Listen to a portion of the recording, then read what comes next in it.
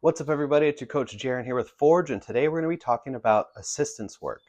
Now, if you remember from previous videos, there are three main categories of exercise in our training programs. We have our main movements, which are going to be the squat, the bench press, and the deadlift, and their close variations that we're currently focusing on in our training program. Our supplemental movements, which are going to be close variations to those large compound lifts that we're training for volume to build up a weak point in the movement pattern of those main lifts.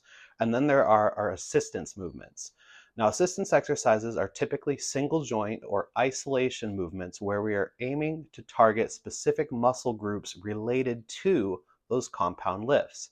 These are areas that are considered weak points or places where we need to build up muscle in specific areas, either to correct postural imbalances or weaknesses in those compound movement patterns. That being the case, assistance exercises are trained with a completely different intent and execution than our compound lifts. Because they allow us to lift the heaviest loads, heavy compound lifts propose the highest risk of injury.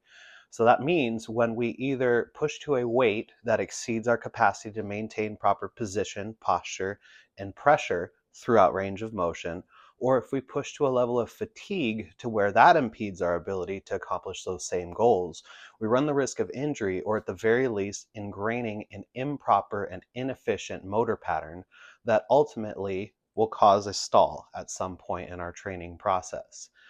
With isolation movements and assistance work, it's different. Think of it like this. Compound exercises are a lot like public speaking, where you're talking to a broad and diverse audience. You've got many people with many different communication styles and different backgrounds and different ages, different demographics, men, women, young, old, right? And you need to convey a single idea to get this large group of people to act in a coordinated fashion with your desired intent. Isolation exercises, on the other hand, are like speaking to one person at a time. The way you would communicate with your wife is different than how you would talk to your boss, is different than how you would talk to your child, is different than how you would talk to somebody working at a grocery store.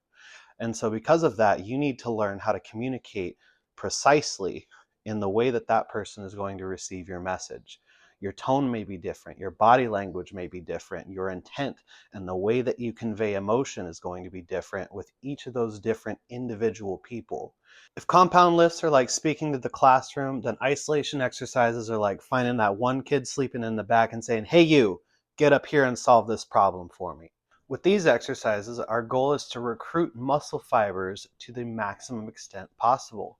We're trying to bring those muscles to fatigue. We're trying to induce hypertrophy or muscle growth in them so that they can grow back bigger and stronger and better contribute to the overall goal, which is those compound movement patterns.